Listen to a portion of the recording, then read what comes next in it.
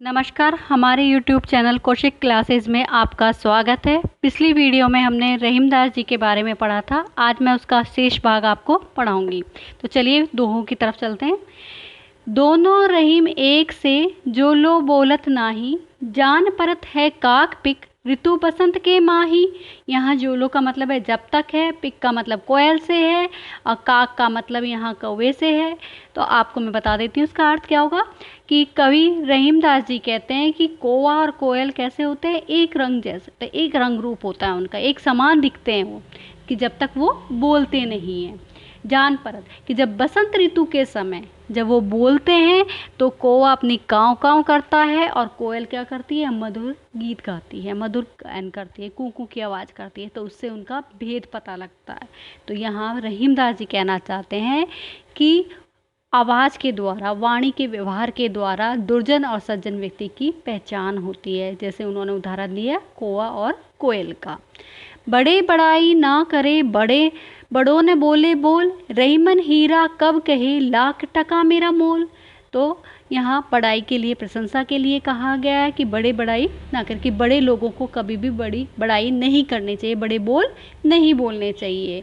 कि रहीमदास जी कहते हैं कि जिस तरह से जो हीरा होता है वो कीमती होता है, उसका जो कीमत होती है वो लाखों में होती है, लाखों करोड़ों में होती है, लेकिन वो अपनी कीमत को नहीं दर्शाता है, वो अपनी प्रशंसा खुद नहीं करता। उसी तरह से बड़े लोग, सज्जन व्यक्तियों को अपने स्वभाव के अंदर विशेषता बतलानी चाहिए, अपने कार्य के द्वारा बतलाना चाहिए, अपनी बड़ाई खुद नहीं करनी चाहिए।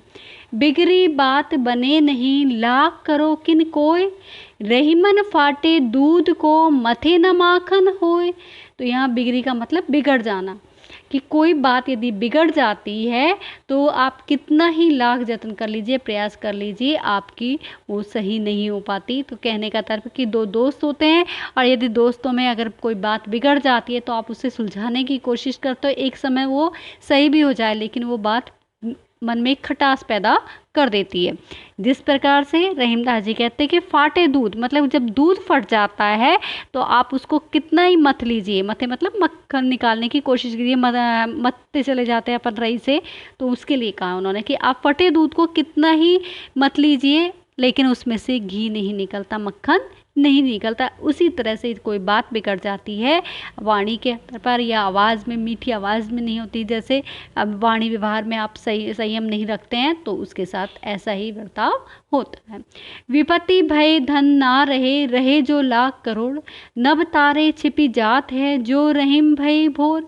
तो यहाँ पर रहीमदास जी, विपत्ति का मतलब परेशानियों के समय का कहा गया, और नभ का मतलब आकाश से कहा गया, भोर का मतलब प्रातःकाल से कहा है। कि जिस प्रकार से जब संकट आता है, विपत्ति आती है, परेशानियां आती हैं, तो उस समय क्या होता है कि जो भी आपके पास लाखों करोड़ों धन होता है वो भी खत्म हो जाता है, समाप्त हो जाता है, उसकी कोई कदर नहीं होती है, क्योंकि जब संकट आएगा तो उस समय, तो उसके लिए उन्होंने कहा है कि जिस प्रकार से सवेरा होता है और सूर्य की रोशनी होती है तो आकाश में लाखों करोड़ों जो तारे होते हैं वो अपना आप छिप जाते हैं, दिखाई नहीं देते सूरज की रोशनी के आगे। उसी तरह से विपत्ति के समय ये जो संपत्ति है वो कोई काम नहीं आती है। मांगे घटत रहीम पद, कीतो करो बड़ी काम, तीन पग वसुधा करी तऊ बावने नाम। तो यहाँ पर कहा गया है कि मांगे घटत रहीम पद, कि यहाँ पे रहीमदास जी कहते हैं मांगने से और क्या होता है, कद घट जाता है। और कोई भी आप बड़ा काम कर लिए, कितने बड़े आदमी बन जाइए, और यहाँ जहाँ पर आपने हाथ पसार दिया, मांग लिया आपने, तो आपका कद क्या हो जाता है, नीचा हो जाता है, छोटा हो जाता है। कौन क्या कहते हैं लोग कि अरे इसने तो मुझसे ये चीज़ें मांगी। तो इस चीज़ के लिए उन्होंने कहा है। तीन पग वसुधा, पग मतलब कदम, वसुधा मतलब पृथ्वी को, तऊ बावने नाम। तो यहाँ पर उन्होंने उदाहरण कि जिस प्रकार से विष्णु ने 52 रूप, बोने के रूप में अवतार लिया और उन्होंने राजा से क्या मांग लिया था कि 3 पग मतलब कि 3 कदम जमीन मांगी थी, कदम मांगे थे।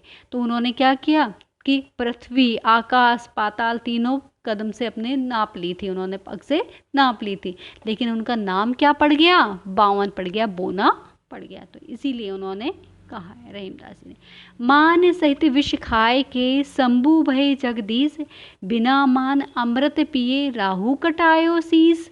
तो यहाँ पर जगदीश मतलब देवता के जय शिव जी के लिए कहा, शंभु मतलब शिव के लिए कहा गया है कि मान सम्मान, देवताओं के मान सम्मान के लिए शिव जी ने क्या किया लिया था, विष को धारण कर लिया था। कब किया था कि जब समुद्र में मंथन हो रहा था तो विष और अमृत के पीछे ये बातें हो रही थी, तो उन्होंने अमृत सब लेना चाहते थे और उसी समय मान और सम्मान के लिए शिव जी ने क्या किया कि उस विष को भी धारण कर लिया।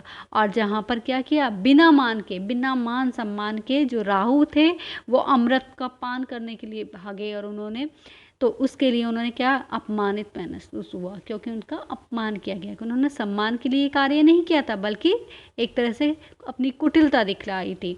तो इसी वजह से उन्होंने कहा कि उसके लिए उन्हें अपना सिर भी कटवाना पड़ा। तो अपने मान सम्मान के लिए आपको रक्षा करनी चाहिए। रहीमन जीवा बावरी कही गए सरंग पाताल, आपू को कहीं भीतर रही जूती खात कपाल। यहाँ पर वो कह रहे हैं कि जीवा का मतलब जीव से कहा गया है और बावरी का मतलब बावली है, पागल, और सरंग का मतलब स्वर्ग से कहा गया है, कपाल का मतलब मस्तक से कहा गया है यहाँ पर। तो रहीमदास जी कहते हैं कि ये जीव है ना जो पगली है, पागल है, कि जो कुछ आता है मर्जी आता है वो बोल जाती है, वो आकाश पाताल भी एक कर देती है अपनी बातों से बोल बोल कर, और फिर क्या करती है, अंदर चल जाती है, मुंह के अंदर चली जाती है। और जूती किसको खानी पड़ती है, सिर को खानी पड़ती है, क्योंकि जब आप गलत बोलोगे किसी के सामने, कुछ भी बोलकर चले जाओगे तो वो क्या कर, दूसरे को बुरा लगेगा तो वो गुस्से में आएगा और गुस्से में आएगा तो आपके सिर पर जूते मारेगा। तो वही चीज़ उन्होंने कहा कि ये जीभ कैसी है, ना समझ है और वो मर्जी आती है बोलती है, तो इसलिए अपनी जीभ पर नियंत्रण रखना चाहिए। अमृत ऐसे वचन में रहीमन रिस की गास, जैसे मिस्री में मिली नीरस बांस की फांस। तो रिस का मतलब क्रोध से कहा गया है और बांस का मतलब कहते हैं ना कि बांस की तिनका सा होता है, उसके लिए मिस्रू मतलब मिस्री के लिए कहा है। नीरस का मतलब रसहीन हो गई है। कि यहाँ पर कवि कह रहे हैं कि रहीम जी कह रहे हैं, कवि रहीमदास जी कह रहे हैं कि ज्ञानी जो सज्जन व्यक्ति होते हैं वो जब मधुर वाणी से अपनी बातों को बोलते हैं और उसी समय कभी कभार उनको क्रोध आ जाता है और क्रोध उपज जाता है तो वो अच्छा नहीं लगता। तो उसी तरह से जैसे कि जो मीठी मिश्री है और उसमें अगर कोई बांस की फांस आ जाती है तो वो अच्छी नहीं लगती।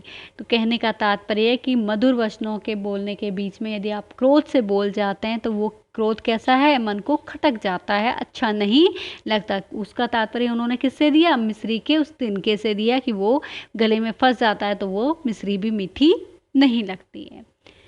तो आपको यदि ये वीडियो पसंद आई है तो इसे लाइक करें, शेयर करें, सब्सक्राइब करें और बेल आइकन को दबाएं मेरी लेटेस्ट अपडेट पाने के लिए। धन्यवाद।